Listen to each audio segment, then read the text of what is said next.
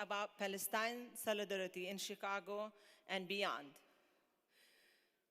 The work for Palestine, from BDS campaigns, lobbying efforts, mass mobilization, and cultural events. The work for Palestine in America is broad and effective, and I hope you felt it already being here. We think it's effective, and inshallah it's effective, and the tide is turning. But this work is led by Palestinians, but we have a lot of allies, a lot of people who work in solidarity with us. So today we brought few of the giants who are working in this field with us. We wanted to bring and have them showcase what they're doing, whether in Chicago or national. So with us, we're gonna have Tahir Herzallah. Tahir Herzallah is our own AMP, Assistant Director of Outreach and Community Organizing of the AMP, National. Then we have Ahmed Abu Znaid. Ahmed belongs to another wonderful organization. He is the Executive Director of the U.S. Campaign for Palestinian Rights, USCPR. Then Ahmed and Tahir are working national, and they do a lot of network, a lot of activism, a lot of civic engagement work, and they're in Washington in the Congress, in the hallways, always talking to legislators and doing a lot of things. Then we have my friends here from Chicago. These ladies, we've been working so hard together. We have Leslie Williams. Leslie Williams is a member. Leslie Williams is a member of the coordinating committee of Jewish Voice for Peace. She also started a co-founder of a synagogue that is pro-social justice in Chicago here. An anti-Zionist. Anti-Zionist for social justice. So, and she's been an ally. I text her every time a problem happens, and she's been amazing working with us in Chicago here. And then and then we have Jennifer Bing. Jennifer Bing has also, these ladies, all they do is advocate for Palestine.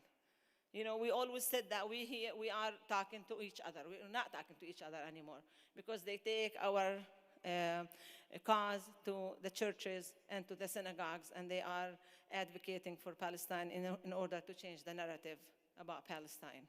So Jennifer works for American Friends Service Committee, AFSC, in Chicago here. She works with No Way to Treat a Child, and she works for Gaza. There's another organization that she's doing for Gaza. So the third person here is Arshiya Khan. And Arshiya Khan is the interim CEO of the Muslim Legal Fund of America, MLFA. I'm sure you all heard about it. So when Gaza, you know, during the pandemic, and when I was struggling talking about Palestine, honestly, I was struggling, because how do you go to a legislator who we're all afraid for our lives, and you go to the legislator and tell him, you know, the occupation? It was hard for me. It was like, and then my friend at the Interfaith Coalition, they're like, Nida, this is the time for us to step up and talk. Because with the vaccination apartheid, and with the Sheikh Jarrah, and with the bombarding on Gaza and all that, it was you know, overwhelming, and they really have been a lot of support for us here in Chicago, and it's really, really appreciated. Thank you so much. The Muslim Coalition, she's also, Arshiya belongs to the Muslim Coalition, Illinois Muslim Civic Coalition, and she's a board member also, and they came and they're like, how can we help? So they were just they have a lot of expertise, and they just came and helped us with, you know, with the rallies, with reaching out to the mayor, and so the network in Chicago here has been phenomenal, and everyone knows how we got 25,000 people in Chicago when we were, at the time of the Gaza Gaza attack and everything. So we have been blessed to have a lot of allies, a lot of wonderful help and support. So we're going to start with Tahir Hirzallah to tell us about his work in Washington, D.C.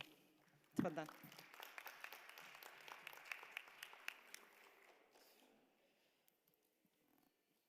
Thank you to you all for being here tonight, and a special thank you to Ambassador Nida Sahuri, our Chicago chapter chairwoman, who started this discussion talking about the giants that work in Chicago, and you cannot talk about giants in Chicago without mentioning the name Nida Sahuri. So a special round of applause for her and all the work that she's been doing over the more than a decade with AMP here in the Chicagoland area. The work for Palestine in America is truly diverse and widespread. I know that we constantly talk about the shifting dynamics of US policy and what's taking place at the federal level, but it's really important to notice what is taking place locally in cities across the US.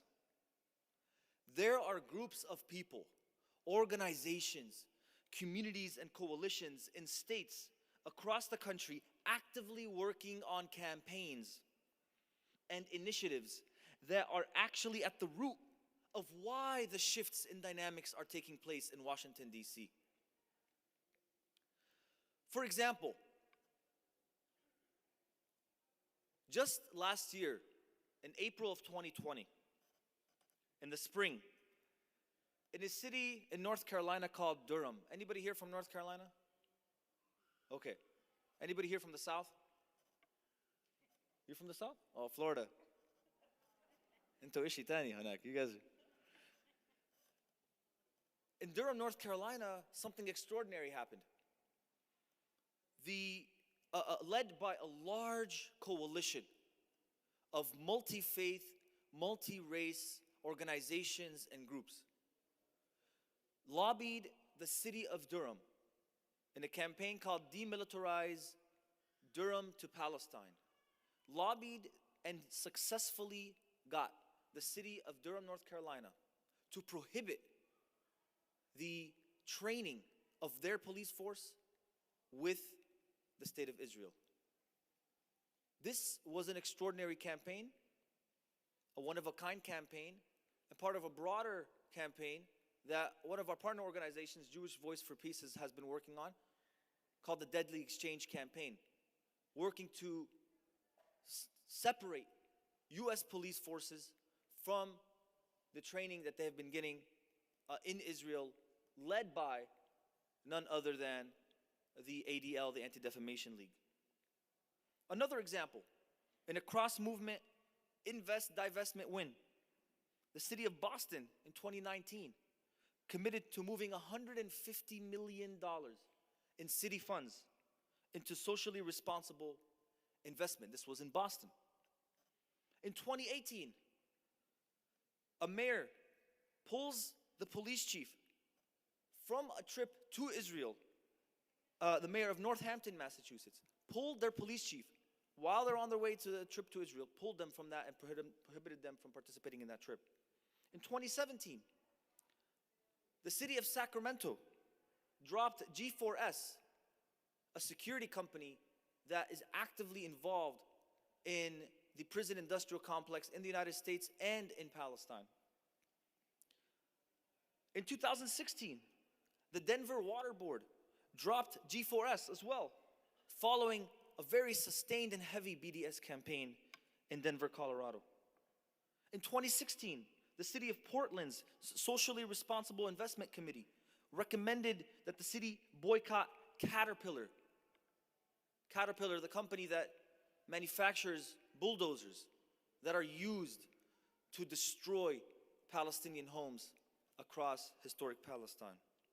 In 2015, the Oregon Department of Justice mandated that SodaStream, another company, an Israeli company, operating on an illegal settlement at the time, change misleading product labels. This was in Portland, Oregon. In 2014, the city of Baltimore rejected a Veolia contract following a massive coalition campaign that took place there. Veolia is a French conglomerate that was building and operating a light rail train system in occupied Jerusalem. And we also, in the city of Los Angeles, where I'm from, also led a campaign in 2014 against Veolia, where we lobbied the LA City Council to drop Veolia from managing the bus line in the city. And the campaign was so heavy and sustained that Veolia had to send representatives from the corporate office to counter our lobbying efforts. That's how serious they took this. And Veolia ended up losing billions of dollars in contracts due to sustained boycott efforts in the US and across the globe. In 2013, another Dump Veolia campaign, a historic Dump Veolia campaign, was successful in the city of St. Louis, Missouri. I'm mentioning cities here across the US where people are actively engaged in campaigns. But I'm not done yet. On the West Coast, in Los Angeles, Long Beach, and in the San Francisco Bay Area, a broad coalition of organizations from across the spectrum led a massive and sustained effort to block the boat, to block the Israeli shipping company Zim shipping line that is heavily involved in Israel's military-industrial complex. And were successful in preventing the docking and unloading of those ships, to the point where Zim shipping company had to divert their ships to other ports, in some cases having to wait for weeks to get their supplies unloaded, offloaded off their ships, to the point where some companies that used the Zim shipping line broke their contracts with the company because they were losing money keeping their products on Zim shipping line. That's how successful this campaign was. In New Jersey as well, a similar campaign took place this past summer, along with the campaigns that were taking place on the West Coast. In Minnesota, anybody here from Minnesota? Yes. A very strong and sustained campaign against a company you all might have heard of. Anybody heard of Pillsbury? Anybody know what Pillsbury is known for? What is Pillsbury known for? The Doughboy. You know when they tickle his stomach and he laughs? Okay, that one. The Doughboy.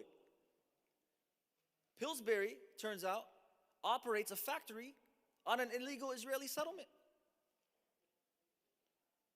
And the parent company, General Mills, is based in Minnesota. So a broad-based coalition there mobilized and organized and launched a campaign against General Mills and Pillsbury.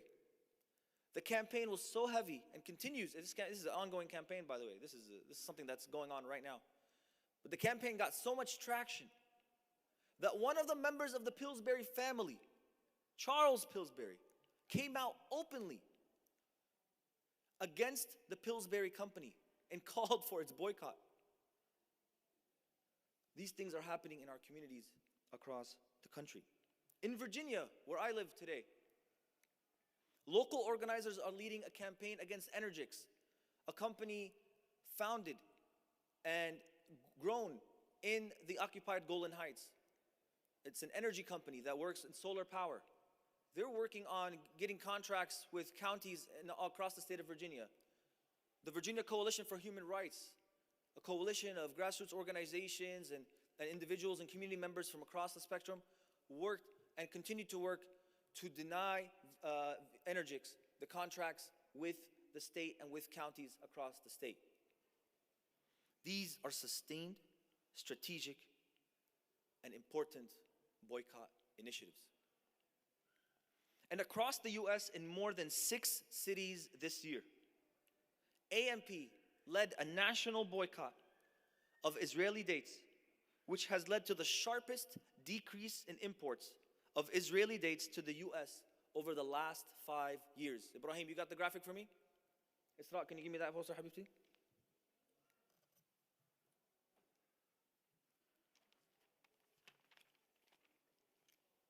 AMP's boycott initiative that started in 2012 to break your fast with justice, to boycott Israeli dates, has gotten so much traction where you can see that we have the logos of companies that are known Israeli companies selling their dates in the US.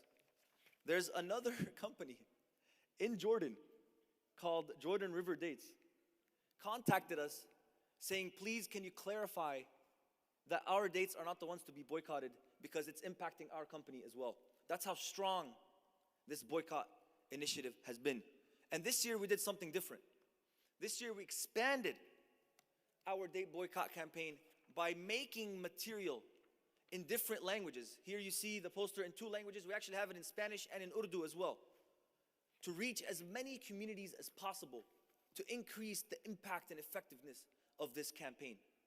Alhamdulillah, we're seeing, based on the data that we're seeing from the US Department of Agriculture, that the import of Israeli dates has been decreasing over the past 5 years.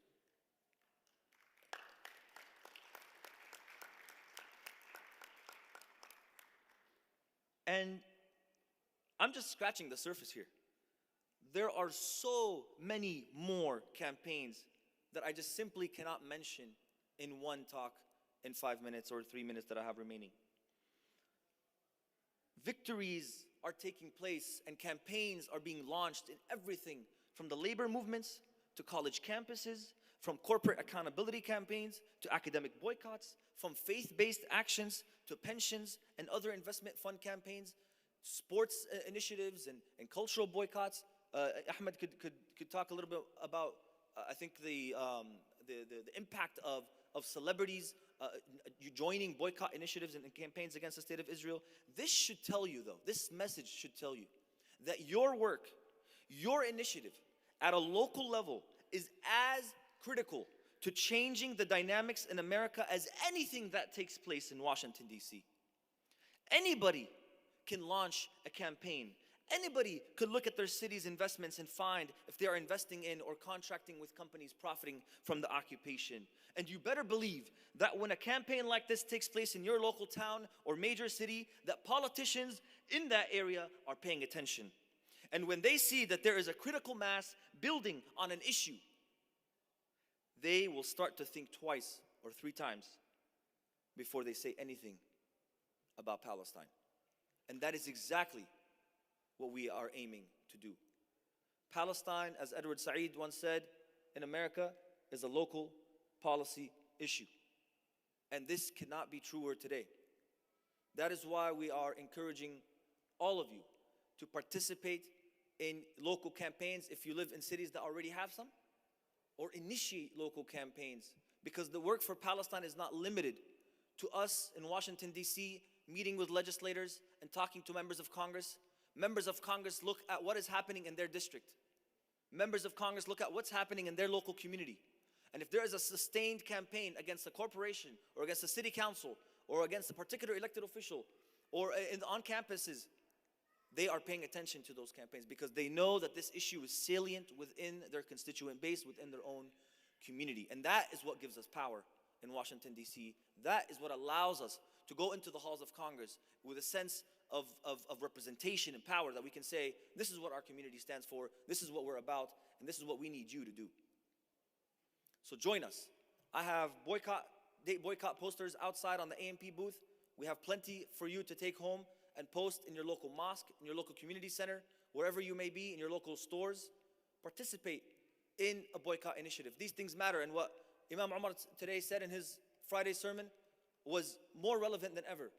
That all of us have a unique responsibility considering our position as American tax-paying citizens, that we can take initiative, and that is what is happening on a national level. Jazakumullah khairan. I'll pass it back to Ambassador to introduce the rest of the panelists. Thank you, Tahir. So boycott, boycott, boycott. BDS works. It really works. We've seen victories, and the way we know that it works because the Zionists are trying to stop it. They are going into local level and they're trying to introduce legislations against people who boycott.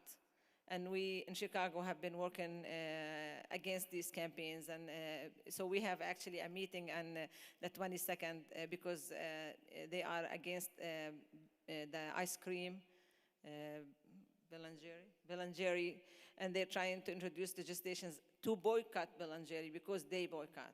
So it works. So please, when we send, please sign this or do this, please help us. The date campaign works very well. We usually send our AMP youth to go to the stores and have them make sure they buy the right dates.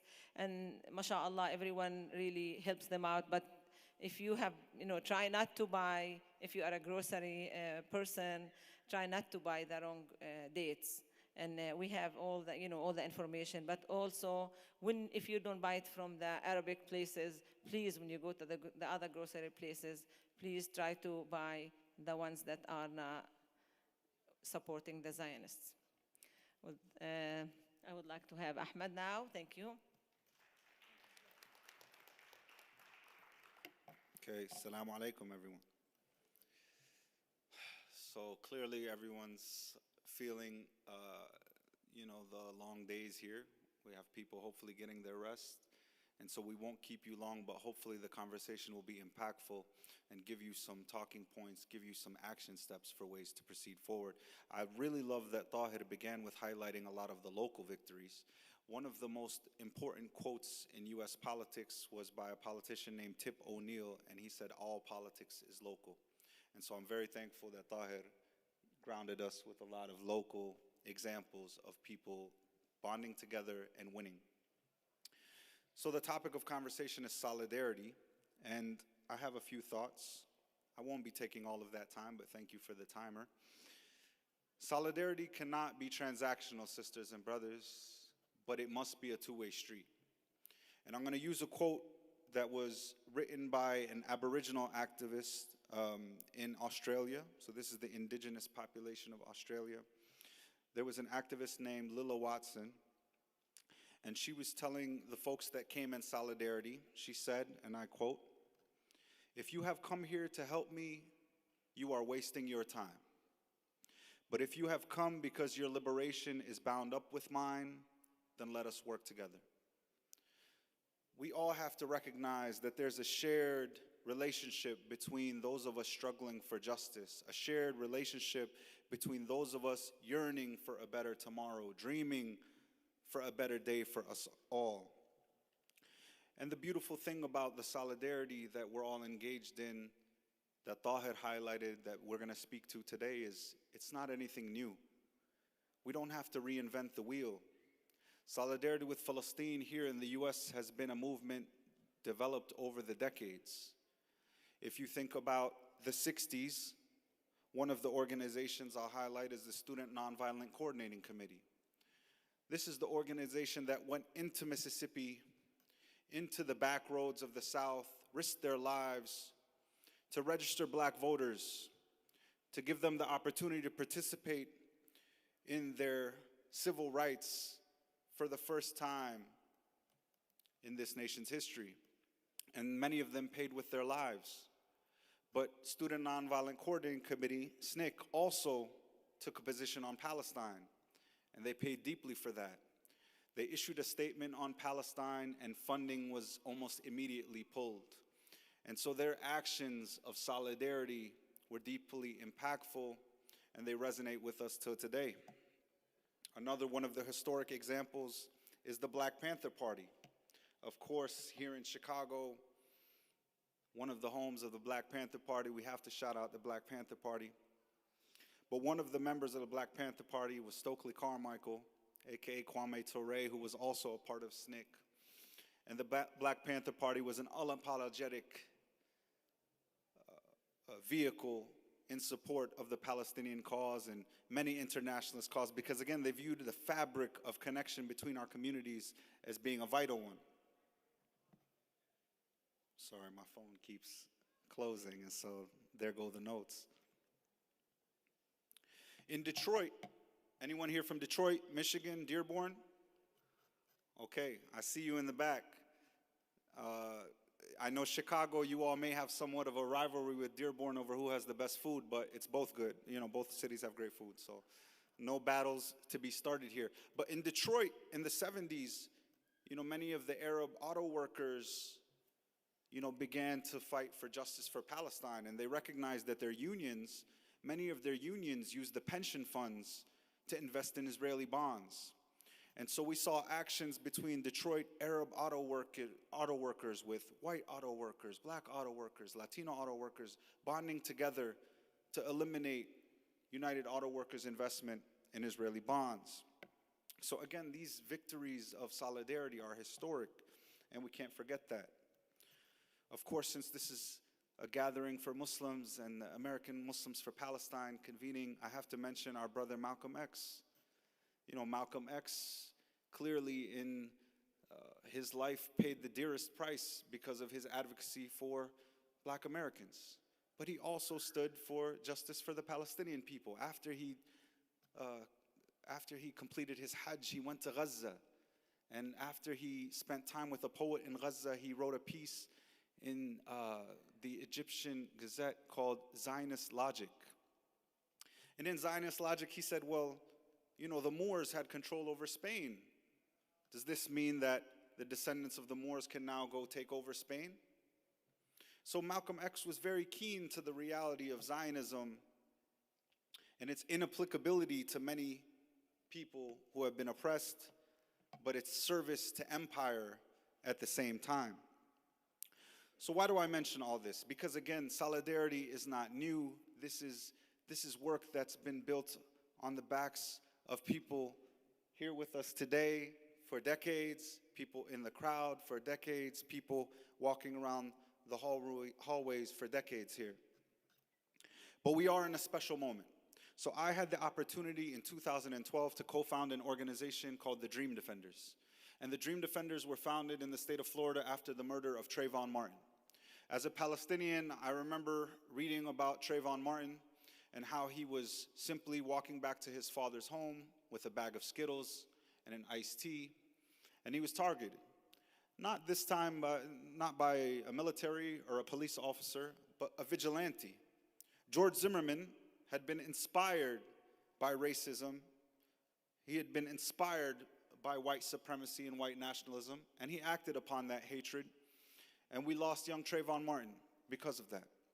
So in this founding of Dream Defenders, we began to have conversations, not just about state-sanctioned violence, what police brutality has done to black Americans, what the Israeli military and Israeli police continue to do to Palestinians, but what sort of inspiration that provides to vigilantes, right? Now we have the Proud Boys and other vigilante groups marching across the country looking for America of yesterday, when many of us probably wouldn't be allowed to be in certain spaces.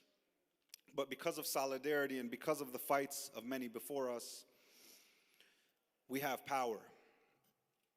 So the Dream Defenders were able to take several delegations to Palestine, and I was really thankful to develop relationships with folks from Ferguson. And in Ferguson, we saw an extremely beautiful example of solidarity, where if you went to the protests in Ferguson, you would see on one hand, you know, a flag representing Africa, and on another hand, they would be holding up the Palestinian flag. And I'll talk about my dear brother Bassem Masri, Allah yarhamu, a bit more in the next session. But part of the reason Ferguson stood so tall with Palestine was because of our dear brother Bassem Masri, Allah yarhamu. He lost his life a few years ago. But if you remember seeing the live streams of the activists in Ferguson being pepper sprayed, being beat down, being shot at with rubber-coated bullets, he was with them every single night. And his memory lasts with us, and it will last with us as we march on. But we're not doing this again on our own. We're a part of a legacy. And so in the last few years, the movement for Black Lives has made it clear they stand with the movement for Palestinian justice. They stand in solidarity with the Palestinian people, and they've put that to action. One of the highlights that folks just mentioned was Ben & Jerry's. Ben & Jerry's was actually a campaign that Vermonters for Justice had been working on for better parts of a decade. getting people to better understand the implications of Ben & Jerry's being a social justice conscious corporation, but also operating within the occupied territories. And in this last year, the Movement for Black Lives was approached by Ben & Jerry's for a partnership. And the Movement for Black Lives immediately came to us at the U.S. Campaign for Palestinian Rights, came to other Palestinian organizations in the country, and asked us what should be done. And of course, because solidarity is a two-way street and it's not transactional, we care deeply about the Movement for Black Lives. And so the response wasn't, you need to leave that money alone. The response wasn't, you need to turn your back. The response we had was, you need to help us push Ben & Jerry's over that hump. And so we saw a couple of months ago possibly the greatest BDS victory that we've had to this point, Ben & Jerry's announcing that they're going to pull out of the occupied territories. And what we'll see is actually, because of the complications of BDS for those working within Israel proper, there will be no franchisee who will be willing to sell Ben & Jerry's within Israel proper without selling in the occupied territory. So what does that mean? That means effectively we have gotten Ben & Jerry's to pull out of Israel completely. Now this will be a legal battle, absolutely. This will be a legal battle we'll continue to monitor over the next couple years, especially as we look at the impacts of these anti-BDS laws, and of course of these states like Illinois and Florida that are pulling their pensions from Unilever. But what that means for us is now Ben & Jerry's could possibly be a partner. Ben & Jerry's can possibly be an ally for us in fighting for Palestinian liberation and fighting for social justice here domestically. So I'm going to stop here. I'm very excited about this moment that we're in. Very excited to hear from my co-panelists, and I'm excited for the rest of this opportunity to be with you all. Better days are ahead, and one day within this lifetime, inshallah, we'll see a free Palestine. Thank you very much. Thank you, Ahmed. MashaAllah. So did we hear what he said? We have to be there for other people. If we want people to be in solidarity with us, we need to show up for them. We really do. So please keep that thought and try to be there for other people when they need us. Black Lives Matters, the Latinos, even Muslims in China and everywhere else. We need, if we demand them to be with us, we have to be with them. With that, I would like to have Jennifer Bing to come here and tell us some of the wonderful work she does. Assalamu alaikum. It's so good to be with people in person. I'm kind of excited just to be in a room with all of you. How many are from Chicago here? Raise your hand. Yay! You know, next to Palestine, I know that many people are really proud of our Chicago and Midwestern heritage. Our pizza is stuffed. We don't put ketchup on hot dogs, and our winters are pretty brutal. But one thing for sure in Chicago is that we show up for Palestine. Yes. Raise your hand if you were one of 25,000 people marching in the streets of Chicago this year. All right, yes, right. You know, when I think about 2021, that day was the best memory that I can cherish. All of us were moved by the courage shown in the Unity Intifada in May. We witnessed Palestinians refusing to be evicted from their homes in Jerusalem. Palestinians insisting on the right to pray in Al-Aqsa Mosque. Palestinians marching inside the Green Line for equality and in solidarity. And in Gaza, while Israel bombed for 11 straight days, killing people, destroying homes, factories, health clinics, and media centers, Palestinians refused to give up their struggle to achieve an end to the blockade and full freedom in a unified Palestine. During those terrible days, So many Palestinians and their allies in Chicago took to the streets to show up for Palestine. It was amazing to see thousands of people walking down Michigan Avenue wearing their kofiyas and their thobes and waving the Palestinian flags. Children were perched on their parents' shoulders or pushed in the baby carriages. Sidos and sittis were supported by their grandchildren, and the streets were filled with the chants, "Free, free Palestine." Wow. I think one of my favorite pictures of that day was a photo of the iconic Chicago Theater, and in the streets were hundreds of people carrying Palestinian flags, waving in front of the theater, and on the marquee it said, "Welcome back, Chicago." And here we were, back in the streets, even during a pandemic. We and all of us helped Chicago and the world hear that Palestinians in Chicago will not be silent when Israel carries out military assaults aided by US weapons. But our challenge is, can we continue to show up and defend Palestinian rights when the bombs are not falling? When the news no longer carries images of Israeli settlers taking over Palestinian homes or burning their olive trees? We need to stay, when no cameras are capturing the daily humiliation of checkpoints or lines of people waiting to get their UNRWA rations in Gaza, we need to stay engaged when Palestine is under attack, which we know continues every single day. We show up when Israeli officials criminalize Palestinian human rights and civil society groups just last month. We must say loud and clear, we stand with the 6 or the 12 or the 100 organizations that Israel targets. The work to end apartheid is not a criminal act. We will not be silenced.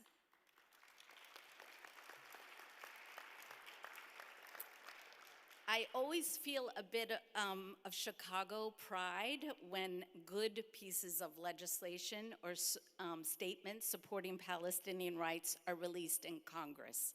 You know why? Because Illinois US representatives are starting to show up for Palestine. US Representative Marie Newman was the first member of Congress in 2021 to draw attention to the fact that Israel was not providing Palestinians living under military occupation with a COVID vaccine. She did this when the mainstream news was all about how advanced Israel was in fighting COVID. She demanded, rightly so, that Israel must meet its obligations to provide the vaccine to 5 million Palestinians living in Gaza and the West Bank. US Representative Chuy Garcia is another local politician who we can count on to support bills like HR 2590, you've heard that talked about today, the Palestinian Children and Families Act, which was introduced by Minnesota Representative Betty McCollum. This bill, if you don't remember, calls for accountability for US money to ensure that our taxes don't pay for putting kids in military detention, for demolishing Palestinian homes, and taking more Palestinian land to expand Israeli settlement colonies. Representative Garcia and Representative Newman attended those demonstrations in Chicago last May. They saw the power of people like you who demand change in US policies. They showed up in Congress to challenge arms sales to Israel, including the $1 trillion in extra funding for Israel's Iron Dome passed by Congress this fall. We have to increase the number of Illinois politicians who speak up boldly for Palestinian rights. While we have some allies in Congress, we have to make sure our US senators become the champions we want them to be. We need them to be consistent in their work for human rights for all and stronger advocates for oppressed communities to realize their dreams for freedom. Your continued engagement with political advocacy, as some of you did this September with your terrific staff at AMP and AJP, Tahar and all of you, you need to keep doing that to show up for Palestine. But there are other ways beyond just electoral politics to do the work. Many of you are artists, and you make beautiful art about Palestine. Many of you are wonderful cooks, and you share your food with Americans who may not have an opinion about which is better, makluba or mansaf. They don't know. Makluba, I agree. Many of you teach Arabic to your children, and you share your stories of Palestine with your classmates at school. All of these are important ways you show up for Palestine. If you haven't seen them yet, I hope you will take a look at the ribbons of remembrance display hanging in the hotel when you first came in about Gaza. This was a project made locally to help us remember and honor the Palestinians killed last May. In October, we brought these ribbons to the Federal Building downtown Chicago and to the doors of Boeing Corporation that sells and profits from the bombs and military planes to Israel. On that wet day in October, we read aloud the names of over 260 Palestinians who were killed, and we placed a flower in their memory. We reflected that too often we were reading the names of entire families.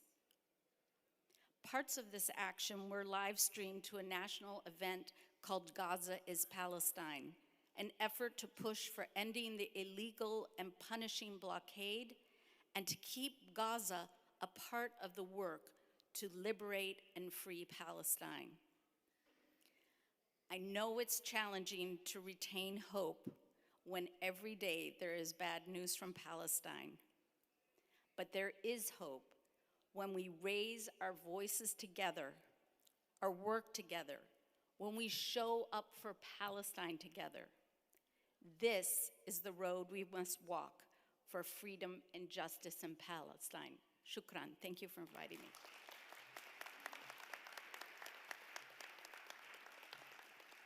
Do you see why I adore her? She's amazing.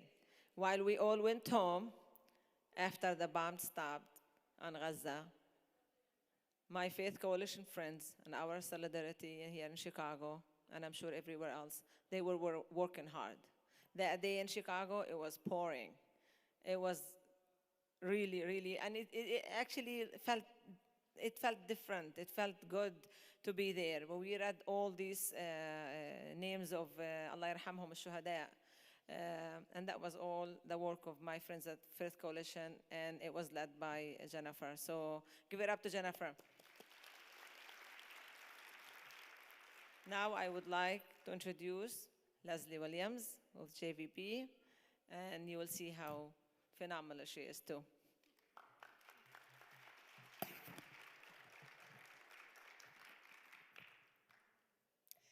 Masal here. I think this is my 5th AMP, and it's just always such a thrill to be here with people who get it, because I think part of what's so frustrating about this is it's so obviously wrong. You know, it's just so clear cut that it's so exhausting that we have to keep explaining over and over again why Palestinians should have basic human rights, and why the United States and why Americans who supposedly believe in human rights should be supporting human rights in Palestine. This totally amazing crew has already talked about a lot of the things that I wanted to refer to.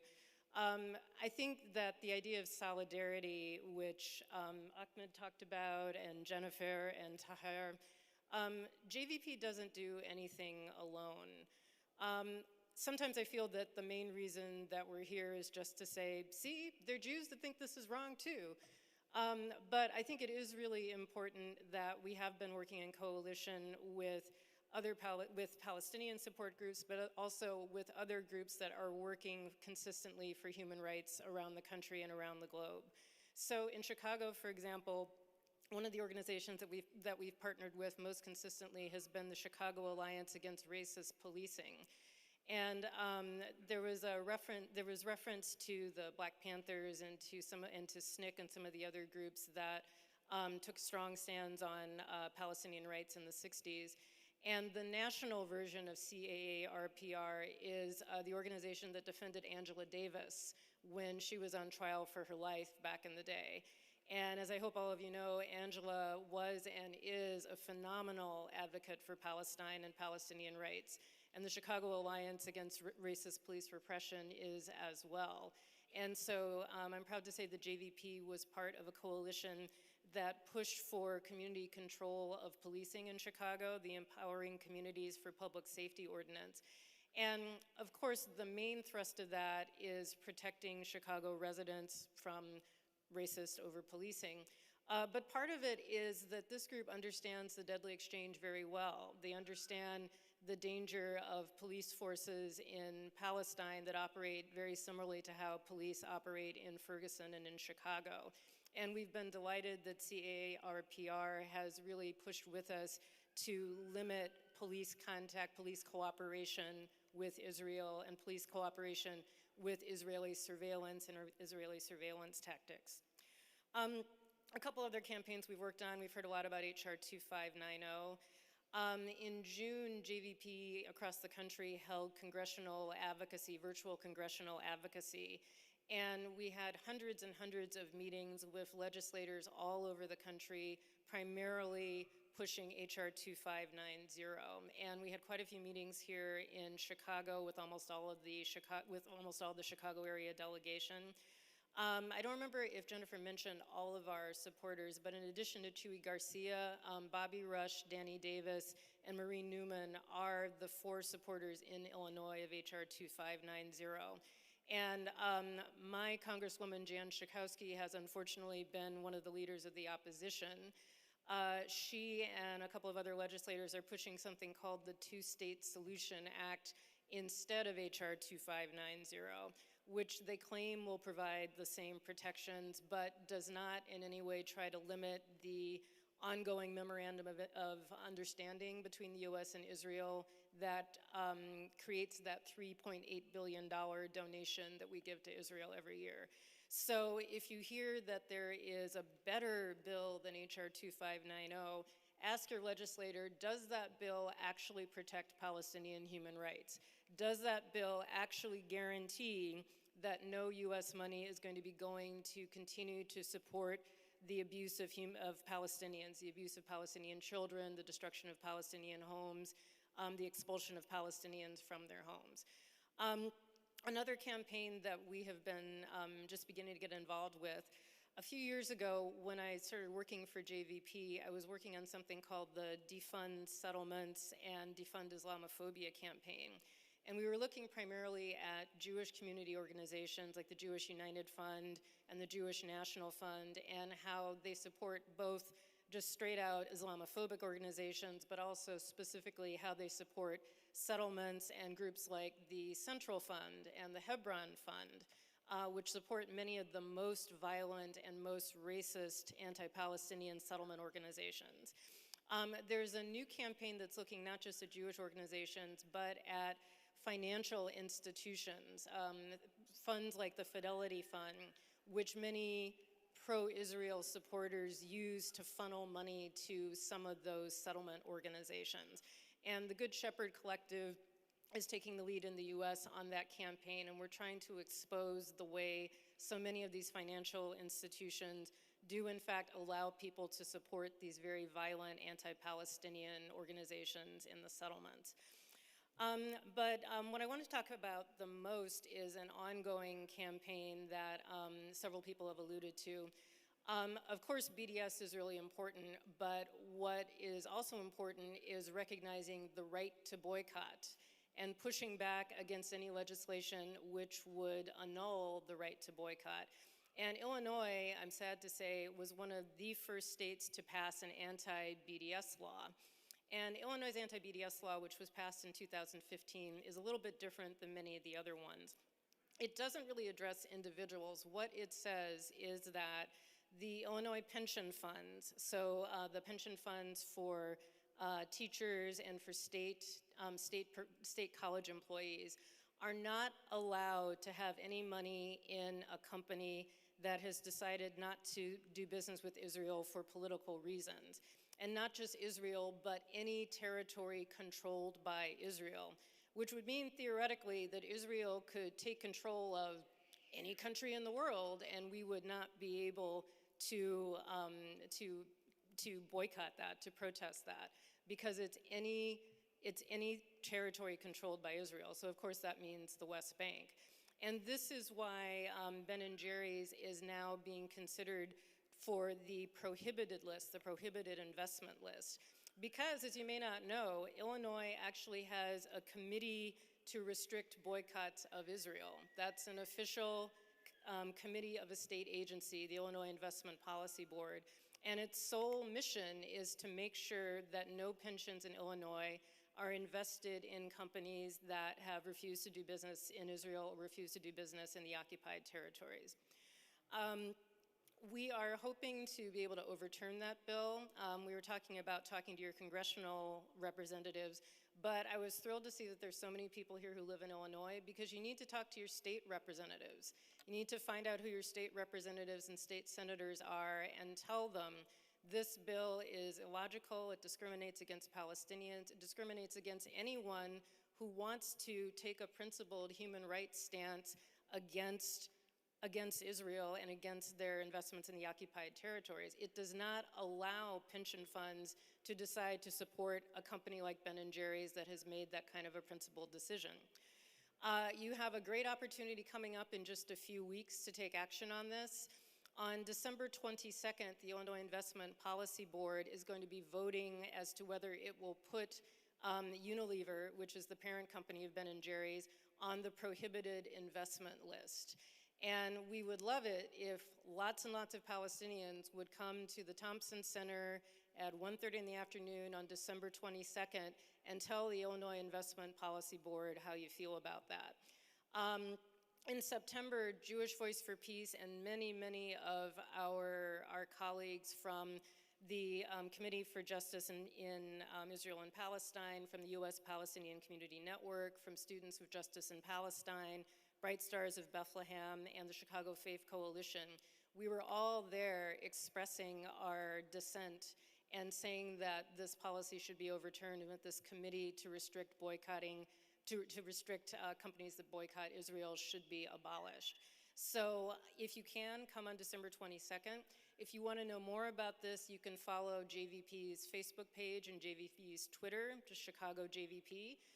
You can follow my Twitter, Leslie Williams, at Leslie Williams on Twitter or on Facebook or on Instagram to find out more about it. But this is a really wonderful opportunity because things have changed a lot since 2015. For one thing, because this law actually punishes a company for refusing to do business in the occupied territories, it's actually going against U.S. foreign policy, because U.S. foreign policy does say that the settlements are wrong and that the settlements are an obstacle to peace. So why then would the state of Illinois be punishing any company that refuses to do business in the illegal settlements? Why would they punish companies that refuse to support something that Human Rights Watch and the United Nations have actually described as a war crime? This is not any kind of logical policy. So really hope that people in Illinois will take action on this. And even if you don't live in Illinois, keep your eye out on these bills, because there are a lot of similar bills that are being considered that pro-Israel organizations are trying to push. And this is something where if we truly show solidarity and we truly show up for this, I think we have a good chance of overturning this law and affirming that boycotting is a right and that standing up for human rights should never be a crime. It should never be something that is punished. Thank you. Amazing, mashallah. Give it up to Leslie again. So I already took a day off to go on December 22nd. I requested my day off and I'm gonna be going. Who's gonna go with me? If you want, please reach out to me and we will plan it so we can show a good Palestinian face, inshallah. So please let me know, talk to me so we can inshallah plan it. With that said, I would like to have Ashiya Khan and let us hear what the Muslim Coalition and HLFA is doing for us. Assalamu alaikum, everyone. Thank you again for being here. I'm cognizant of the time, so I will try and go fast so you guys are free to go. The question that I wanted to answer and that was asked to me is, what are we doing to advocate the change for Palestine? How are we changing the narrative? My amazing panelists have told us what's happening on the ground, so I'm going to take you a little bit into the courtrooms, a place that I hang out, to tell you what's happening there. I'm representing two voices, so I will then bring you back to Chicago and give you a call to action on how you can be part of the change that we are trying to make at the coalition. So the Muslim Legal Fund of America is a national organization dedicated to advancing equality and justice for American Muslims and Muslim organizations, promoting legal compliance and protecting their rights in concerns of national security law. As a founding member of the coalition, we are Illinois Muslim Civic Coalition is a partnership of activists, influencers, and organizations who convene to collaborate and amplify social and civic efforts towards a strong and equitable America. And although my focus is going to be Chicago, that's where I'm going to take you before I end, I wanted to go national with MLFA for a few minutes to give you some context to the power of showing up. The power of solidarity, the power of knowledge, the power of belonging, and the power of using our voice to create change. In 2017, I'm not sure how many of you are familiar with this fact, but AMP was targeted with a multi-million-dollar judgment from a lawsuit that was ruled over a decade ago. AMP hadn't even existed when the ruling for the first case was made. So why was AMP getting blamed? Why were the Palestinians getting blamed? AMP was simply targeted because it shared the mission with the defendants in the prior lawsuit. What was this mission? To educate people about Palestine. The plaintiffs claimed that AMP was somehow culpable for the actions of the defendants in the earlier ruling and therefore financially responsible to pay damages. Did you guys hear the figure that I said? This was a multi-million-dollar judgment. Sometimes it takes years, sometimes it takes decades, sometimes it takes generations. It always takes unrelenting hard work and commitment for justice to fight cases like these. In the AMP case, there were over 250 documents that were filed. So what does that mean? Each document has to be read, reviewed, and prepared to respond to in multiple courts, in appearances and hearings. During this entire period, lives of people that you know well and people that you don't know, our Palestinian brothers and sisters, are placed in uncertainty. However, when we win a case like this, we set precedents and we extend this win into the future. For generations to come, it's our wins, it's our showing up once again that advocates for change and that changes the narrative. Before, I called our lawyer who fought these cases this afternoon and I said, you know, I'm speaking at the AMP conference. Give me some points, or what are you proud of? What are you most proud of with the work that you did for these cases? So I'm going to quote her. Her name is Christy Jump, and she said, I am proud of the way that twice we have gotten federal judges to say that the plaintiffs are painting with a broad brush. That Dr. Hatem Bazian, a well-known Palestinian scholar and speaker, does not mean that he supports Hamas just because he's Palestinian. This win changes the narrative for Palestinians in the courts and recognizes that we are not all the same. The court papers claimed that, and this was again her words, that there must have been the AMP must have been behind the scenes supporting the Hamas movement, because nothing can explain why or how AMP has become so successful. And they actually quoted the first convention that took place in 2006. So I just want you to reflect back on the story, like what is being said in the federal courtrooms? What is the story that people are holding on to? And so by us showing up and fighting in court, we were able to get the convictions from the judge to say that they are not a monolith. So this was the judge's response, that AMP, we said actually, sorry, let me take that back. In courts, we said that AMP found its immediate success because it's filling the much needed voice and the gap that existed, not because we're evil or illegal.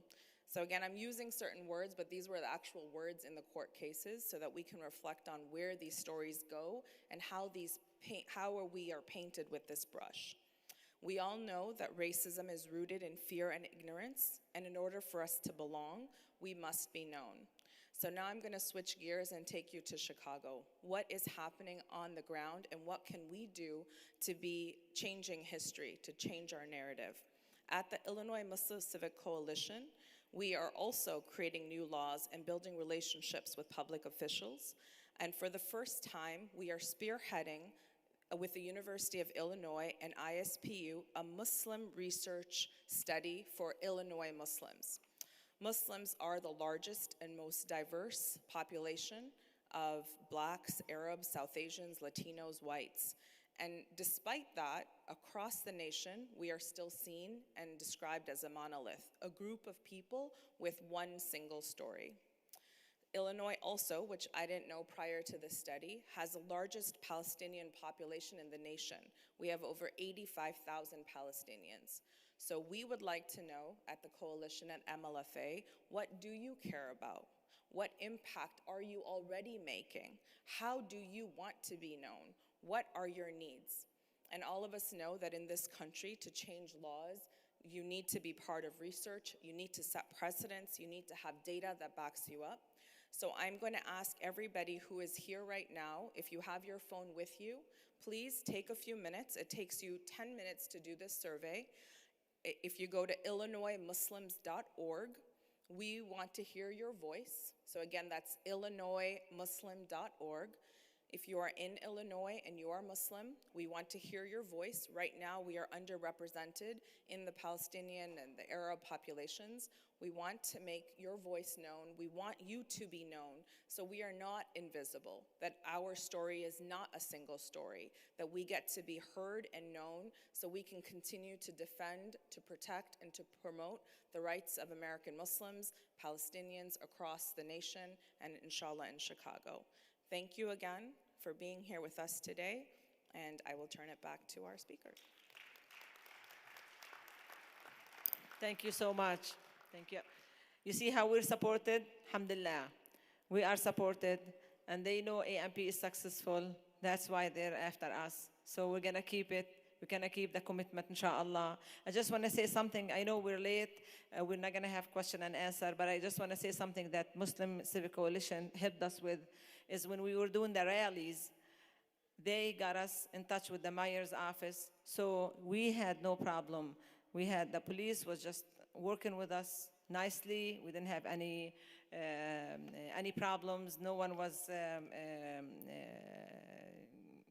like our kids were like in the cars and they were having the flags. No one was arrested because they helped us. And they also, after that, we had few problems in the schools that they were, we knew that some students in the public schools were having trouble with, seeing the images in Gaza, and, and some people have, families have families in Gaza. So we had the mayor's office sending a letter to the schools to be careful and really take care of the Palestinian kids because they're seeing images. Arab, they said Arab, they don't want to say Palestinians, but the mayor's office sent a letter to all the public schools saying they are going through trauma because they're saying their family is going through trauma, so please take care of them. So that was a good, with the help of the Civic Coalition, of Illinois Civic Coalition. So thank you so much for everyone here. I hope you saw the power, and we will continue the work, and it's wonderful to be here. Thank you.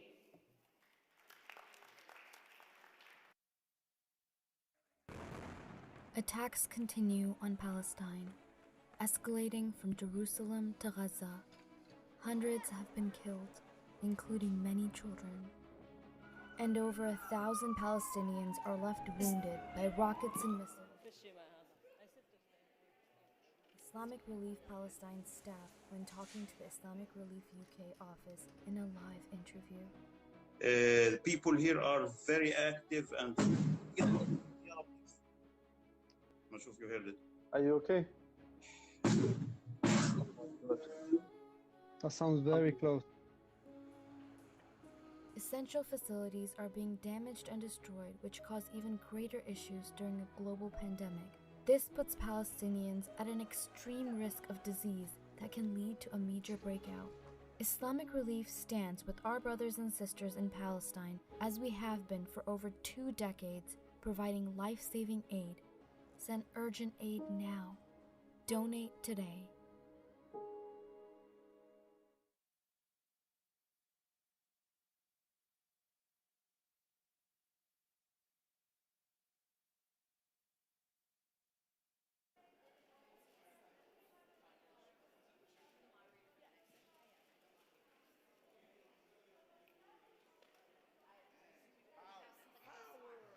Assalamu alaikum, everybody. Please stay seated. We have our next session starting shortly.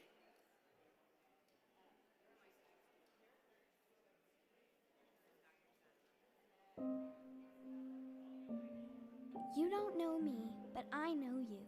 I am a refugee and an orphan, and you are the person who helps me every year. You make sure I have food to eat and a place to sleep. You make sure that I'm taken care of when there is no one to take care of me. And you have given me hope for the future. I'm not the only one who needs help. There are many more that need someone to care for them. Donate now. Thank you for being there for us.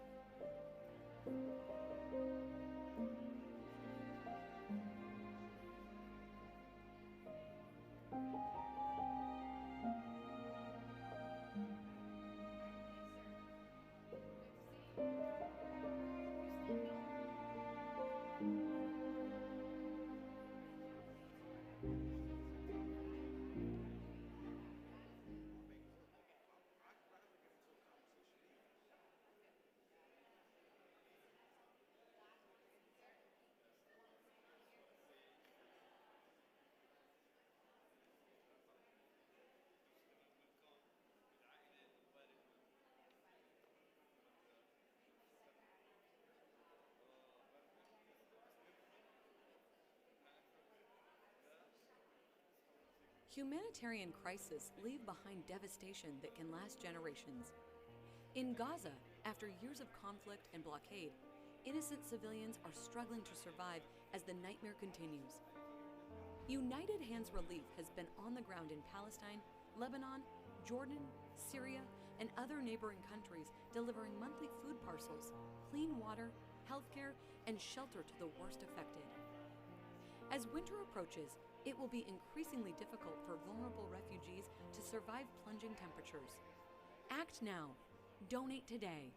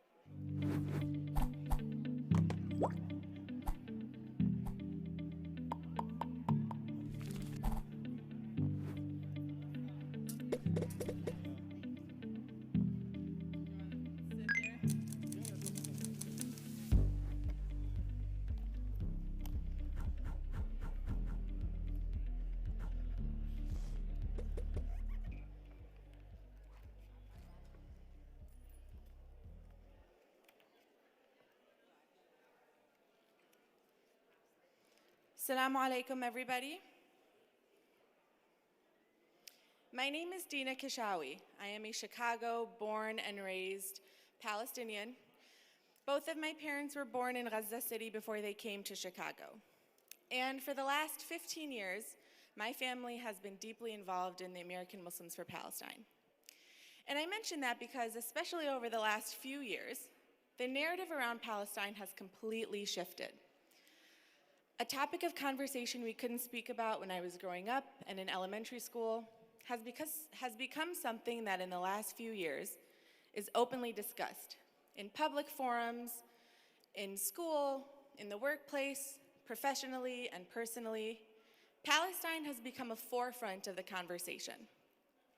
That being said, I'd like to introduce today's session, which is Palestine in the US. What's with the new dynamics?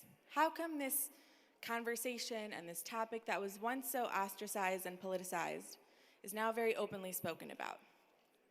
So I'll introduce all of our speakers at once, and then before they come up, I'll give them their full bio. But we have with us Ahmed Abu Znaid, Linda Sarsour, Dr. Osama Abu Rashed, and Ms. Anuradha Mittal. First up, I'd like to introduce Ahmed Abu Znaid, who is the Executive Director of the U.S. Campaign for Palestinian Rights.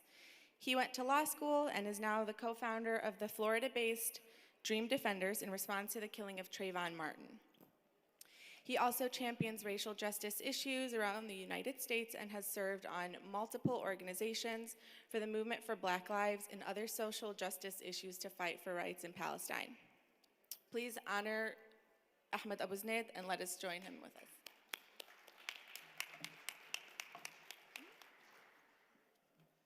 All right, thank you so much. Assalamu alaikum, everyone. So I was really excited for this conversation, not just because of the subject matter and how it should inspire us to be hopeful and to keep pushing, but also because of the wonderful people. And I'm sorry my back is turned to you. It's super awkward, having such wonderful people behind you as you speak, but we'll do our best with it. So I'll list some of the things I think have changed. But first and foremost, we have to talk about what has not changed. And that is the sumud and steadfastness of the Palestinian people. MashaAllah, 70 plus years. They said the old would die and the young would forget. And that quote is as silly as Zionism itself. So we're a product of generations of passing down both the pain, but also the passion of our homeland. Our parents instilled this in us the way they instilled adab and our deen. Back home in Palestine, but also generations here in the US have contributed to this evolution. And I wanted to highlight a couple of Palestinians that are gonna make this case.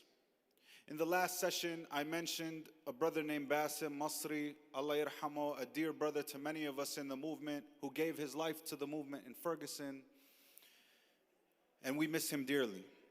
But Linda and I had a chance to travel to Ferguson during the uprising and build with Bassem and his family. And I want to talk about the moment that we actually, speaking of what our parents instilled in us, we met with Zuhdi Masri, which was Bassem Masri's father. Zuhdi Masri is a store owner in northern St. Louis, in the hood. And one of the most amazing things, Palestinians can really do anything.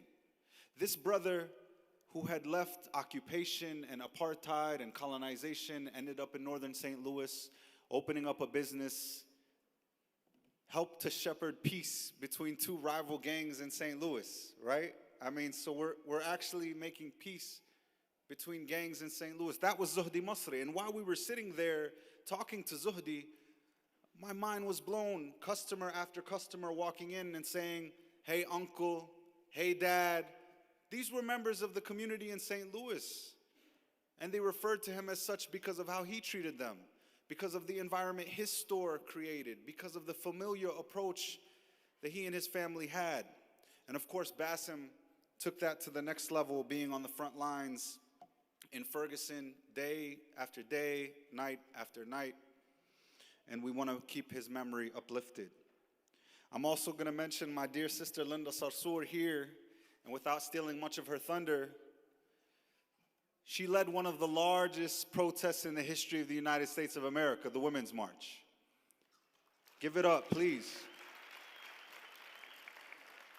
I'm sure the Zionist organizations and institutions would have loved to see such a formation without the existence of a Palestinian woman, without the core team being represented so strongly by a fierce Palestinian sister.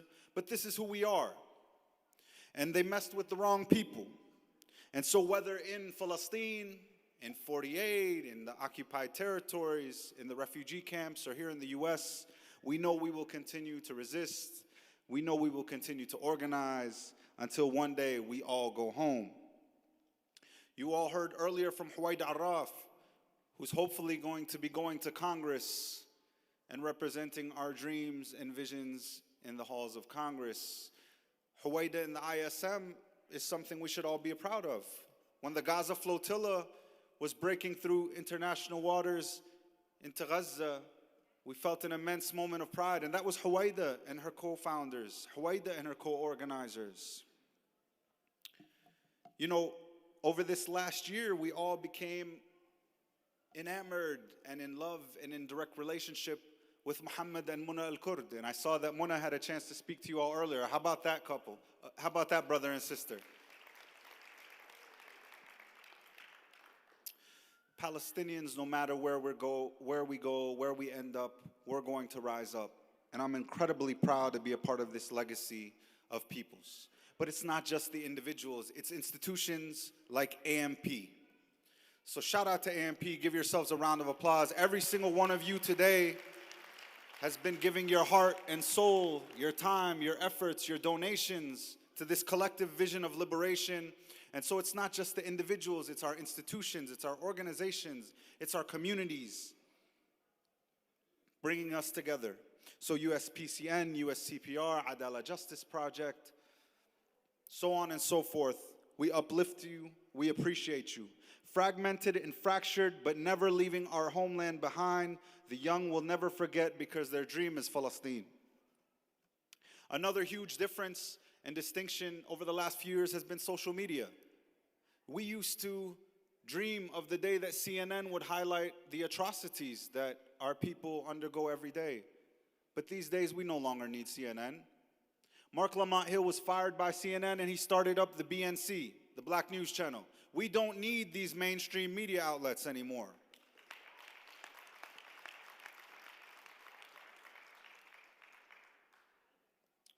Pictures and videos now reaching hundreds of millions of people when we used to hope they would reach thousands.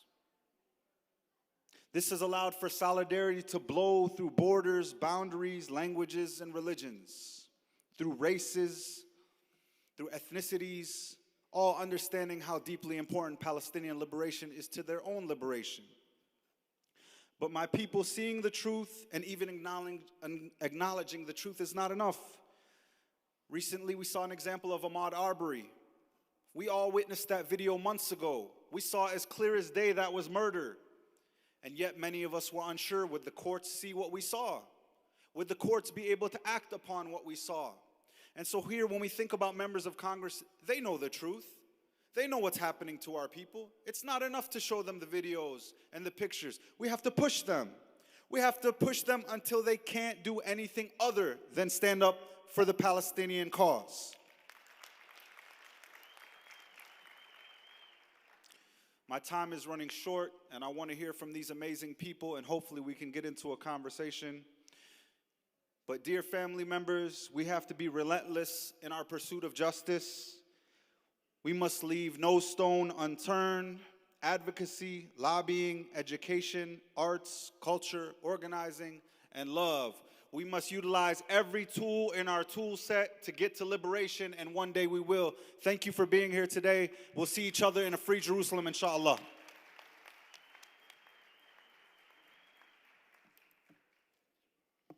Thank you, Ahmed. Next up, I'd like to introduce Anuradha Mittal. She's the founder and executive director of the Oakland Institute, which is an internationally renowned organization, and she is an expert on both developmental, human rights, and agricultural issues. She has received the title of Most Valuable Thinker by The Nation magazine. Under her leadership, the Institute has unveiled the impacts of land grabbing in the developing world, revealing a disturbing pattern and a lack of transparency, fairness, and accountability. Now, one more thing I'd like to add is, as we're talking about the changing dynamics, we often talk about how in the last 15 years, majority of the organizations that were talking about Palestine and the cause were predominantly Palestinian organizations. So this is a pretty significant shift that we have organizations and other institutes that are joining us, previously like with MLFA, who are taking part in this initiative for liberation and justice for Palestine. So please join me in welcoming Anuradha Mittal.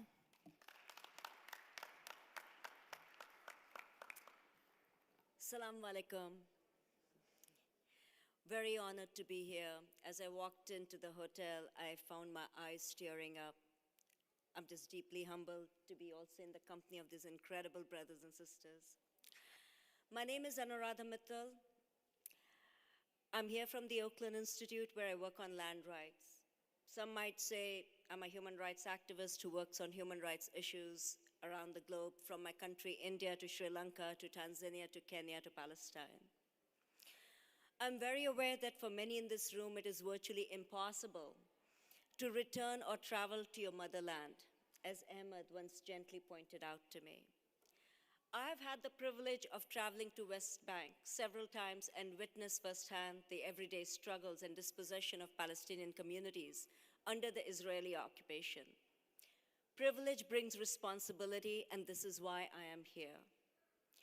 A resident of the village of Nabi Saleh, Bassem Tamimi, once said to me, "You cannot be free without my freedom." This is not about solidarity. It is your responsibility and your duty to join my struggle. This is why I, as Anuradha, or the executive director of the Oakland Institute, am here at the American Muslims for Palestine. Palestine is in the US. Yes, it is in the US because the ugly reality of the two separate racist legal systems that govern West Bank cannot be hidden any longer.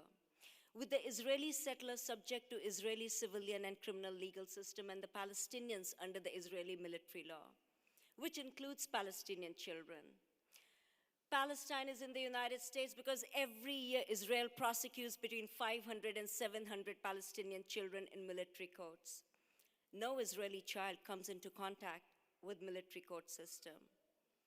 I had traveled to Nabi Saleh to learn about the weekly nonviolent marches that are organized by the villagers since 2009 to protest the occupation. My journey from Jenin to Nabi Saleh was made longer by the blockades. The signs of the village were missing. Missing letters on the hard-to-find sign for the village, which is otherwise internationally renowned for its resistance, was an attempt to obliterate another Palestinian village, its Palestinian residents, and the Palestinian identity itself.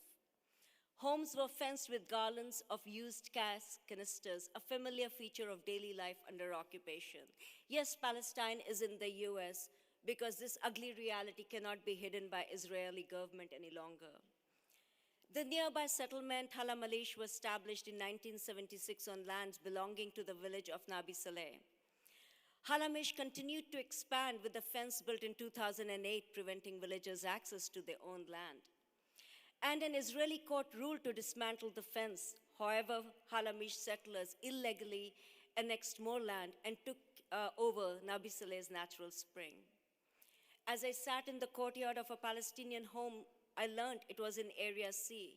It was built with permission in 1964, but demolition orders were hanging over the heads of the family since 2010. The order being the price paid by the Palestinian family for resisting occupation. When I traveled, I learned that a quarter of the nearly 775,000 registered refugees in the West Bank live in 19 refugee camps. I visited the Ida refugee camp established in 1950. UNRWA leased the land from the government of Jordan for displaced villagers from 27 villages in Western Jerusalem and Western Hebron in 1948. Now, despite the fact that many of the homes that the people were displaced from are merely few kilometers away, it is illegal and virtually impossible for the residents of Ida camp to even visit their villages. The entrance of the camp is marked by the long key of return, the symbol of Palestinian refugees' right of return, as guaranteed by the UN Resolution 194, passed by the UN General Assembly in December 48 and endorsed by both the United Kingdom and the United States. 71 years after the camp was established, the refugees still await their right of return to be honored. This is why Palestine is in the United States. Today, Palestine is in the United States, it's in the Congress. It is in the Congress because thousands of people have written letters and called, including myself, asking for our tax dollars not to be fueling this apartheid state and its occupation of Palestine. Today, Palestine is in our hearts and minds. It is in the corporate boardrooms where corporations that have called for dismantling of white supremacy are being held accountable. Today, Palestine is in our hearts and minds because Israel realizes that the dirty secret is out. It is the policies of the Israeli government that have created an apartheid state that is responsible for people joining the struggle for Palestinian liberation. Israel continues to attack leading human rights organizations in Palestine. It is threatening human rights defenders because it knows that the small man builds cages for everyone he knows, while the sage, who has to duck her head when the moon is low, keeps dropping keys. This is the sage, keep dropping keys all night long for the beautiful, rowdy prisoners. And I'll tell you why Palestine is in corporate boardrooms like Ben & Jerry's. I'll tell you why Palestine is in the minds of those who are in the Congress. I share this little poem that I heard from a small boy at the Ida refugee camp. I will become a kite and fly over the wall, said the boy. If you become a kite and fly over the wall, said his mother, then I will become a clever little child, the best in the neighborhood at kite flying. And I will tie ribbons to you and fly you high above the wall all the way to Jerusalem. Or maybe I'll become a mountain so that I can be bigger than the wall and see over it, said the boy. If you become the mountain and become bigger than the wall, said his mother, I will become a farmer and plant olive trees and tend to you and live from the olives you bear. Palestine is in our minds and hearts because of each one of you. The resistance which cannot be killed, which cannot be suppressed. This is a liberation struggle. And you look at the history, when people unite for liberation, including my own country, India, people are never defeated. It is the immorality and the unethical occupation that comes to an end, and this is why Palestine is in our minds and hearts. Thank you for having me.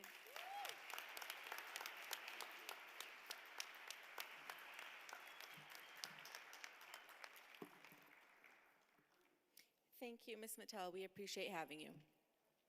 Next up, I'd like to introduce Dr. Usama Aburshid, who is the Executive Director and a board member of AMP and the Executive Director for Americans for Justice in Palestine, AJP.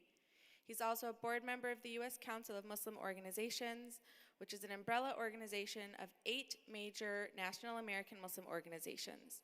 He has studied and has published dozens of things and articles on Middle East and its political climate. So please welcome me in joining Dr. Usama Aburshid. Assalamu alaikum wa rahmatullah. I want to go back to the theme of this session. Palestine, what is behind the new dynamics? And there is a reason why we wanted to discuss the new dynamics in the United States, the new shifts.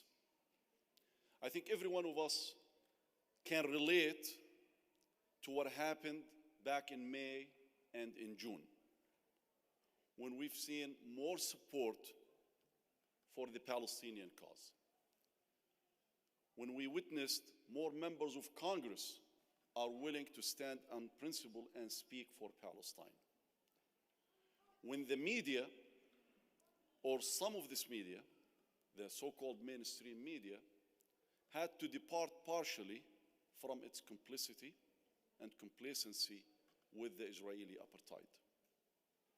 Many were asking this question: why are we seeing this? What is happening? What is going on? And I will give you an answer that was provided to us by a report in the Israeli newspaper Haaretz in 2017. So I'm talking about 2017 now.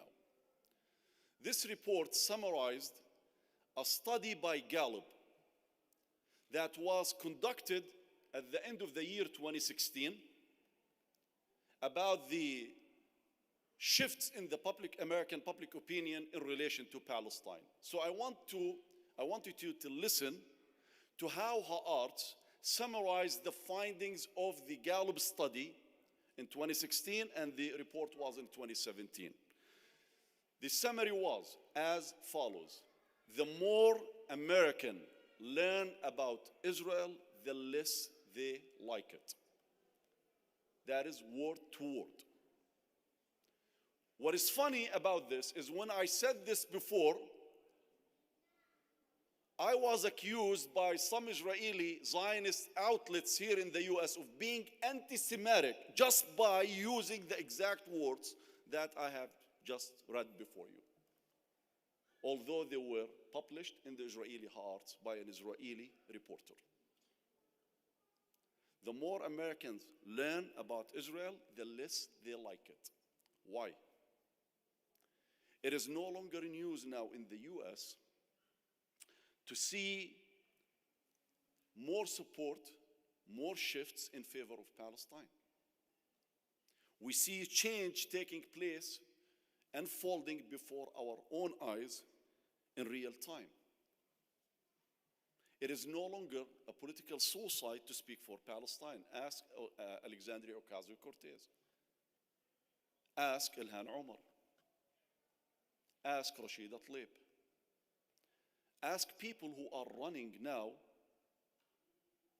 for Congress or for office without shying away from stating where they stand on Palestine. Ask Huwaida Arraf if she is here. Is Huwaida here?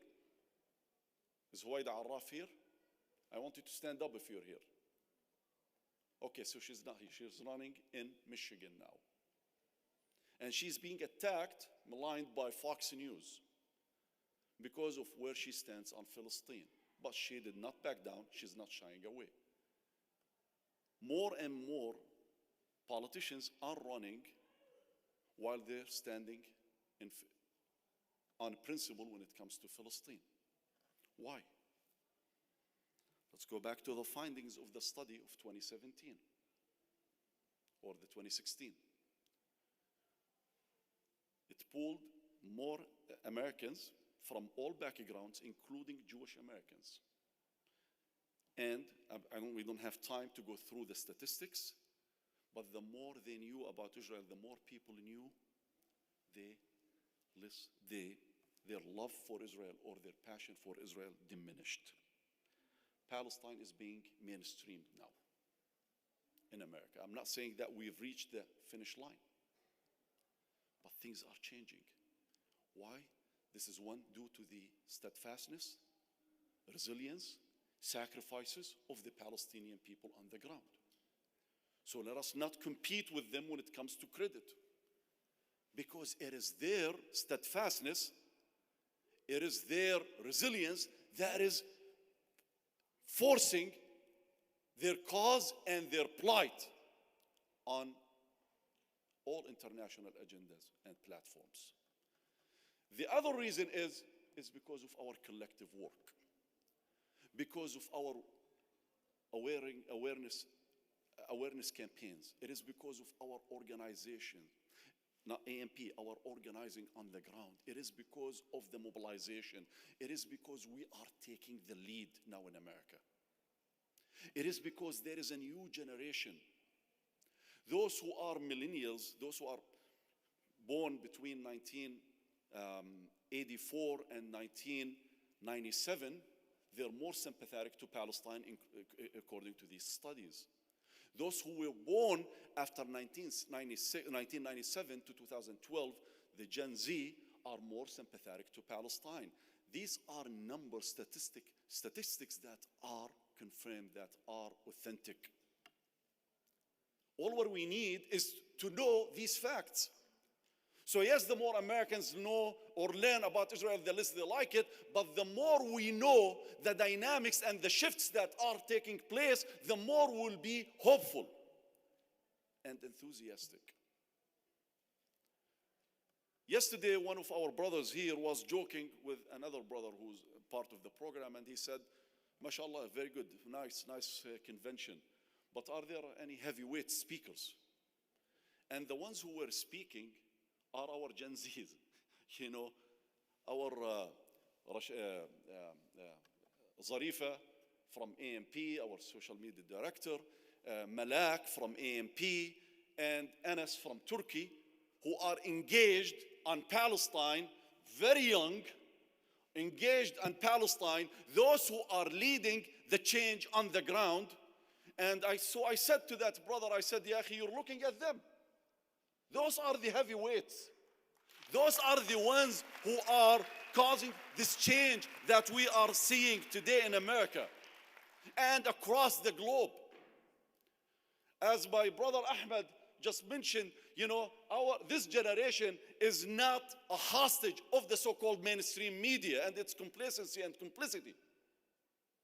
They see the news in real time. That's why Gantz, the Israeli war minister, they call him the defense minister, took the time during the attack on Gaza back in May to meet with the executives from Facebook and Instagram and the Twitter to speak about restricting the Palestinian content. And they are. But they're failing. You know why they're failing?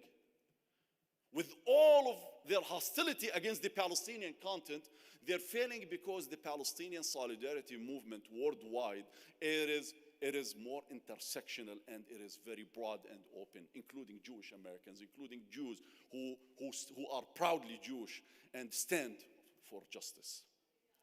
So they cannot restrict our voices and they cannot restrict what we do. Today, no one in the United States can say with a straight face that Israel transcends political party affiliation. Israel is becoming a partisan issue. It is. When Alexandria Ocasio-Cortez stands in Congress responding to Biden when he said Israel has the right to defend itself, and she responds to him by saying, do the Palestinians have the right to live? This tells you about the shift that is taking place in America. When the former Israeli Prime Minister, Don Dramer, says, and I'm going to read to you what he says, Israel should not spend more of its energy preaching or reaching out to passionate, or Israel actually should spend more of its energy reaching out to passionate American evangelicals, not Jews who are disproportionately among our critics. When Israel loses the Jewish youth in this country, this tells you something. It is no longer the Jewish David against the Palestinian Goliath. Today there is the Israeli Goliath against the Palestinian David. Things are changing, but I will conclude with the following. Look, we could talk about all of these good factors. We could talk about all of the promise and the potential we have. But if we do not invest in our potential, if we don't understand our potential, if we don't believe in the power of our voices, in the power of our work, we will go back to point zero. The other side is noticing, and they're doubling and tripling their efforts. While some of us still questioning, are we seeing a real change, or this is a temporary change? Things will change and go back to where they were. They will go back to where they were if we don't do our part. For those who continue to forecast failure, I promise you, that's what you're going to get. You will harvest failure. But if you believe that there is a way forward, and there is a way forward, I promise you things will change.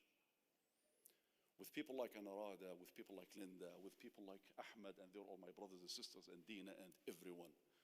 And with every one of us coming together, working for Palestine, with organizations like the US Campaign and the AMP and others, I promise you that in a matter of a few years, you will see a substantive change if we continue this trajectory. I want you to believe in this, because my work means nothing, equals zero, if you don't believe in this. I just came back from Jordan, and I will conclude with this. Sorry, Dina, this is the last thing I'll say, I promise. Wallahi, I get invited to so many webinars in Gaza. Of course, I can't go to Gaza. Wallah, I get invited to so many webinars in Gaza. Wallah, what they're asking about is trying to understand the change and the shifts that are taking place in America. Imagine your brothers and sisters in Gaza, in the West Bank, those who are under oppression, are looking up to us. We should not fail them. We should meet their expectations. We should build on their resilience, and we should make them as proud as they are making us proud. And yes, we can do it, inshallah. Assalamu alaikum.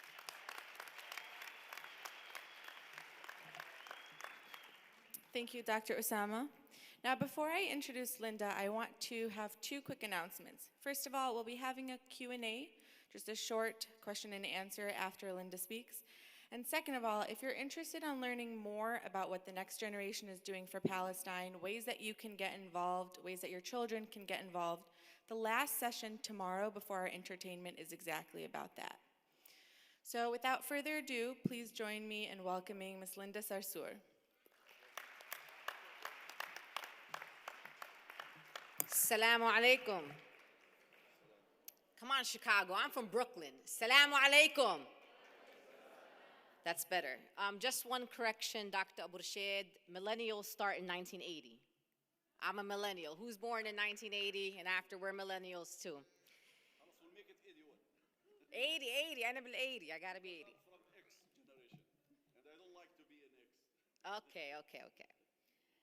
I am so deeply honored and humbled to be here with all of you today. This is my first in-person Muslim convention, and I just love being able to say hello to people and hug people and be together. And I hope that we get to do this again in a few weeks at Mass ICNA. Who's coming to Mass ICNA? All right, that's good too. You all know me very well. I am a proud daughter of Palestine, Bint al-Bire. How many Badawi are in here? I mean, we all have village pride, people. Ihna Ahl al-Bire, we're a lot, we understand. But I like to make sure I know where my Badawi are at everywhere I go. I am so proud to be here to support American Muslims for Palestine and this beautiful Palestine Convention, the largest convention for Palestinians in the country. And if you're asking me why we've gotten to where we've gotten to today, I will absolutely attribute that to much of the work that AMP and the leaders of AMP have done in the last few years. Sisters and brothers, we are in unprecedented times. We have a lot of pessimists in our community. People who tell you nothing changed, nothing happened, this is all talk, don't waste your time. We have a lot of that in the Muslim community. And I don't talk, I don't organize with pessimists in the Muslim community. Sisters and brothers, we have to learn to celebrate our accomplishments. And we have had many accomplishments. Oftentimes, we are giving our accomplishments away to other people and not attributing to where we got today from our Palestinian grandfathers who came to America and instilled in us the love of Palestine. The reason why your children know Palestine is because the work that you have done in your homes to teach your children about Palestine. Saving your money and sending your children to Palestine in the summer times to spend time with their grandparents, with their cousins, to learn Arabic. It is also because of you and the work that you have done. Sisters and brothers, you don't have to be an activist or an organizer or a leader of a Palestinian organization to attribute the success that we have had as a community also to the work that you have done. Sisters and brothers, we are starting to hear Israel described as an apartheid state more than we have ever heard that before. When we talk about AOC and Cori Bush and Rashid and Ilhan, these people are not magic. They don't just grow out of the ground and all of a sudden, surprise, we have members of Congress who are good on Palestine. They are good on Palestine because of the work that we have done in our communities, because the power that we have built, because of the numbers of registered voters. We have built political influence in cities across America, and no longer will you run for Congress and not hold a position on the most important global social justice issue of our time, and that is Palestine. Sisters and brothers, we are hearing of congregations across the world who are divesting from from Israel, academic institutions who are also engaging in divestment. We are watching media outlets, including outlets like CNN, who are forced into centering Palestinian voices. You know why? Because as someone said before, I don't need CNN. I have a social media platform. I will say what I want, when I want, anytime that I want. And when they see people with platforms and other people are following our platforms like they are Mohammed al-Kurd and Muna al-Kurd, they are forced to put Mohammed on national television to tell the Palestinian story. We are watching celebrities across the world who are standing with the Palestinian people, including women who are in pageants, who are Miss Greece and Miss Morocco and I don't know who are saying that they will not go to the Miss Universe pageant because it's being held in the state of Israel. Sisters and brothers, we've had a lot of evolution on Palestine. And I also attribute that to the young people on college campuses across America, and in particular to Students for Justice in Palestine. I salute you and the courage in the face of opposition every day on your college campuses, that you still are steadfast, standing up strong for your beloved Palestinian people. Sisters and brothers, this work is hard. Fighting for Palestine is not easy, and it comes with consequences. Trust me, if it was easy, everybody would be fighting for Palestine, and Palestine might even be free by now. But this work is difficult, and it also comes with consequences. And many people in our communities will tell you consequences. People have been fired from jobs. People have been refused tenureships as professors. Some people haven't gotten scholarships because of their stance on Palestine. People have lost financial opportunities because of their stance on Palestine. And I tell every single one of those people, and I tell you all, it is worth it. Nothing that you will endure, no intimidation that you will endure, no financial loss that you will endure will be anything compared to Palestinians living under military occupation or living under siege in Gaza. Sisters and brothers, I always wonder when we talk about Palestine in the Muslim community, right? Or even in the Palestinian community. We expect our country to be good on this issue. You know, we live in America. Sisters and brothers, you live in a country where people are fighting for health care. You live in a country where people are still fighting for voting rights. You live in a country who stood with South Africa in the time of apartheid. You literally live in a country that is always, almost always, on the wrong side of history. Whether you look in South America or in Central America, why do we think that this country is going to be magically good on an issue like Palestine? Anytime this country has ever done anything right, it is because the people rise up. It's because the people organize. It's because the people put pressure on this U.S. government to do the right thing. Politics in America is never about morality. It's never about the right thing. In this country, we practice the politics of consequences. If I am a member of Congress and I'm going to do a vote on the House floor, the question I ask myself is, what consequences will I get if I make this vote? You, my Palestinian community, my Muslim community, have to become the consequences for these members of Congress. Those members of Congress, when they vote against the Palestinian people, have to think to themselves, damn, next time I may not be reelected. I may not raise enough money. I may not have a job in Congress. This is how politics works in America. Politics is dirty in this country. Politics is corrupt in this country. So for us to believe that anybody who goes to Congress is really going to go and work in some moral space, one that is centered on human rights, is ridiculous, because this country has never operated a government by centering human rights. So what I ask all of you to do, sisters and brothers, is to celebrate where we are today, to celebrate our wins today, to think about the Cori Bushes of the world in politics and pray for 10 more Cori Bushes and 20 more Rashidas, and to continue to support people politically. Oftentimes in the Muslim community, you'll go to a fundraiser and they'll raise $3 million for Yemen or $3 million for Syria, and I want you to do that. I believe in humanitarian work. I support humanitarian organizations. But we have enough money in our Palestinian American communities that we need to take those same millions of dollars and we need to put it into politics in America, because in this country, it's about money and it's about votes. They know no other language. So this do the right thing and justice for Palestine, that works in the streets, it doesn't work in the suites, and it does not work in Congress.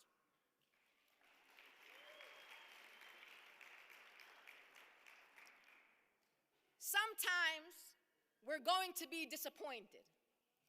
And here's what the Palestinian American and Muslim American community does sometimes. Sometimes a member of Congress that you may have liked a little bit does something that you don't agree with. And so what do? Nihrad. Wallah, law absar shu. I'm not going to support them again. I'm not going to do this again. I'm not going to do that. This is not what the Palestinian people in Palestine teach us. You don't give up. You stay consistent. You educate. You call these members of Congress in. You don't walk away. Because what happens when you walk away and those people still get reelected, you know what they think to themselves? I guess I don't need these people. It looks like I can win without them. So what I'm asking you all today, that we can be principled and we can wholeheartedly stand with our Palestinian sisters and brothers in Palestine. And we will never give up our own principles. But I ask you also to be strategic politically. And this is why it is important, the work that AMP does and their Action Fund does, to engage members of Congress politically to stand with the Palestinian people. Sisters and brothers, I have been the target of right-wing Zionists for a long time, and especially in these last 5 years when they saw me leading the Women's March on Washington. They couldn't believe that a Palestinian woman in a hijab could stand on the highest stages in this land and deem myself to be unapologetically Palestinian American. Sisters and brothers, I have had Israeli spy firms hired by Sheldon Adelson to investigate me and my family. I have had opportunities taken from me. In fact, many of you know I wrote a book last year, and they tried to take my book from me. One of the things I told my editors and my publisher is that I'm going to write this book, but before I sign any contracts, I'm going to talk about my Palestinian heritage, and I'm going to talk about Nakba, and I'm going to talk about the history of my people. And the agreement that we have is that will not be edited out of my book. And I also told them that in every library in America, in every bookstore in America, there will be a Palestinian woman in a hijab on the front page of a book. And so I want you, sisters and brothers, to believe that your story is important, to tell your story, to not be in despair when you lose an opportunity or something that you believe that you deserve. Sisters and brothers, it is worth it. You know why? Because you know what is bigger than right-wing Zionists? God is bigger. So every time they've taken something from me, sisters and brothers, Allah blessed me 20 times more. Because we are a people of faith. We have something much bigger. Sisters and brothers, I will end by telling you all, and I believe this from the deepest of my heart, that we are our great-great-great-grandmother's wildest dreams manifested. Our ancestors dreamed that one day we would go to the ghurba and we will build political power and we will educate ourselves and we will build wealth and we will build generations of Palestinian children who still call for Palestine. And one day, because of our collective efforts, we will push this nation to be on the right side of history and to alleviate harm and suffering against our people.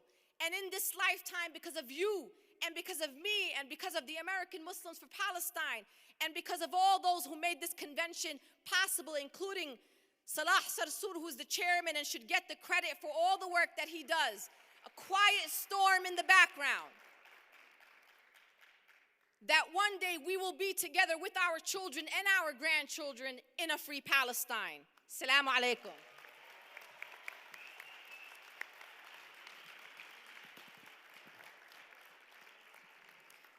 Thank you, Linda. That was incredible.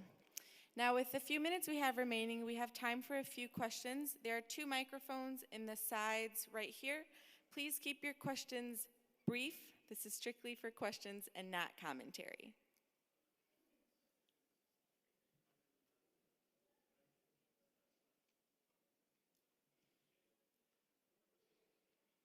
If you have a question, just come up to the microphones.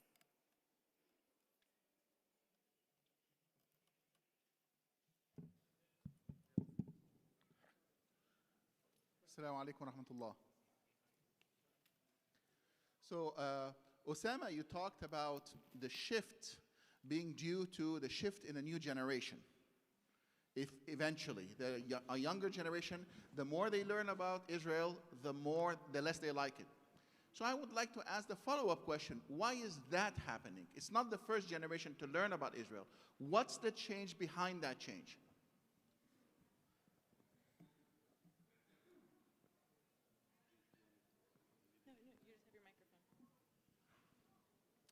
Well, so I should have said that the shift is not only due or driven by the young generations. Also, it's driven by the minorities in this country, by Latinos, by African Americans, by Asians, because they can relate to the Palestinians' struggle and the Palestinian pain under the apartheid regime that exists over there. So now knowledge is not, and information is not controlled by the mainstream media anymore. Even the mainstream media, as my sister Linda said, even the mainstream media now has to adjust its tone because it see the shift and it see people moving away from it now. So I think now we have built more of an intersectional movement for Palestine.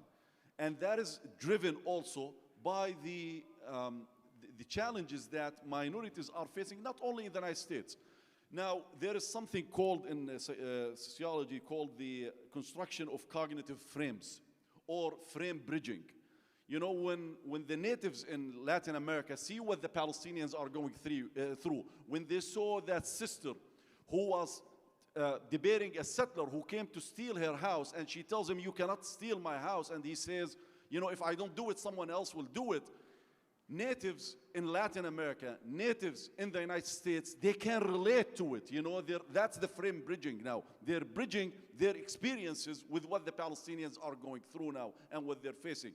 You know, when in South Africa, just go on Google Earth and compare the Palestinian neighborhoods within the 1948, within the state of Israel, where Arab, Palestinians, they call them Arab, are full citizens supposedly, but they live in miserable neighborhoods compared to the Jewish neighborhoods, not only in the West Bank now where apartheid exists.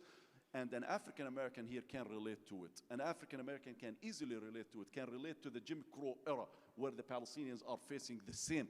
So that is emanating from the knowledge that we're spreading, helping people to contextualize and to digest what they see.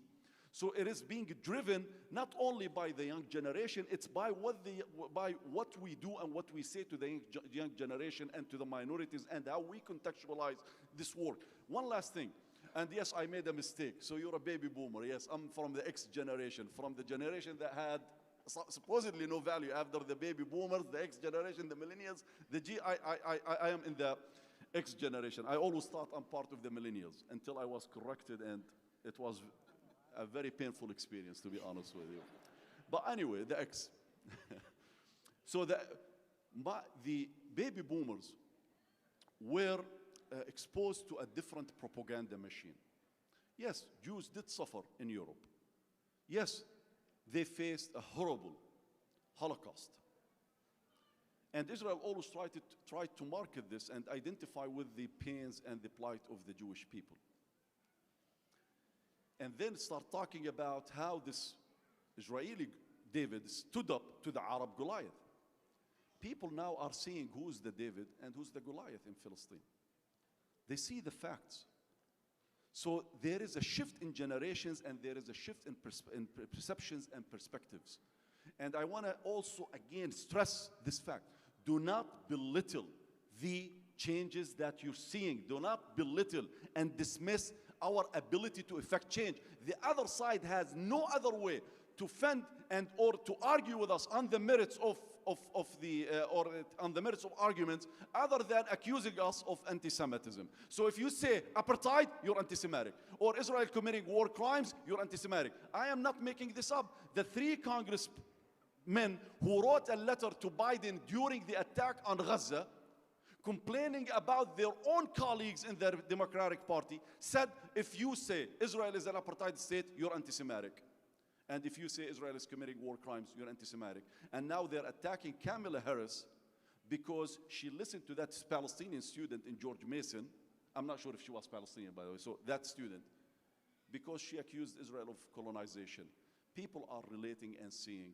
And imagine a Latino American who sees what we did to their families on the southern borders, see what the Palestinians, the parallels between their experience and the Palestinians, and see that this settler colonial project, that is an extension of an imperialistic settler colonial project.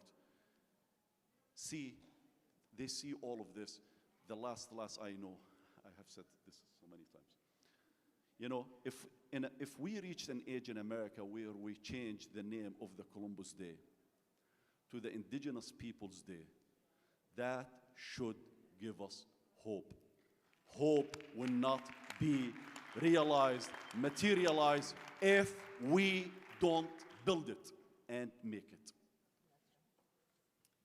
Thank you. We have time for one more question. We'll take it from this side. Assalamu alaikum. This question is for Ms. Linda Sarsour. Thank you so much for a great speech, by the way. MashaAllah. 2 questions very quick. You see the relationship between some of the Arab countries that are open up to Israel for free, with all the crimes committed against the Palestinians, demolition of houses, crimes committed every single day against our brothers and sisters in Palestine. I talked to a lot of my Arab friends, and they're so discouraged about what they see. United Arab Emirates, Morocco, Jordan, it goes on and on. What's your message to those people here, to our community in the United States? And do you see those relationships in the near future developing? And why are they doing this for free? Thank you. Thank you, brother. I appreciate that. Yes, when I was talking about, what more do you expect from a country who allies with the Saudi Arabian government, with the United Arab Emirates? I could sit here for days and talk about that. I'm also disappointed. And it also breaks my heart to see fellow Muslims and fellow Arabs who are aligning with an apartheid regime against the Palestinian people. But the message that I have, and I believe wholeheartedly that the peoples of those nations, the peoples of Morocco, the peoples of Egypt, the peoples of any nation that you could name, I know those people are with us. And that's what's important to me. The solidarity amongst the peoples of those nations is with us. But the only impact we have is on these United States of America. And as an American, I am responsible for ensuring that the nation that I live in, the nation I pay taxes to, the nation that I'm raising my children are in, is held accountable. I cannot hold Saudi Arabia and the United Arab Emirates accountable, but I can definitely hold the United States government accountable. So our focus, sisters and brothers, is where you can impact power, because we can sit here for days and scold dictators for the next 20 days. But you actually have power in this country. And the question is, when will we wield that power? Sisters and brothers, our standing in this world, when I think about the Palestinian people, and I have a shirt actually that says this: It says, Palestine versus the world. It almost feels sometimes like it is us against everybody else. I feel like that sometimes. I feel like the Palestinian people are facing opposition in every place they look. But you know what I believe? That the Palestinian people are still here. They still procreate. They are still finding days of joy. They get married. They have parties. They're still getting educated. They still believe in a better future. And what they want from us, and I've been to Palestine many times, is they say to me, don't worry about us over here. Go back to America and fix your people over there and fix your government who is funding our occupation, who is funding our... So we can go to Palestine and we can build beautiful villas, and I've been to Turmas Aya and Deir Diwan and Bira, and mashallah, the Chicago Turmas Aya have probably one of the most beautiful villages in all of Palestine, and that's important. But the same money that you invested in Palestine, and I love you for it, I want you to invest that money in politics in America. I want you to make sure that we are funding politicians who are bold and standing with us. I want you to invite Cori Bush to Chicago and give her and fill her bank account with money, because sisters and brothers, our Palestinian people deserve that. So let's start our work here in the United States of America. And on that note, we will end this session. The following session will start immediately after, so please stay seated. And give us a big round of applause for all of our speakers tonight.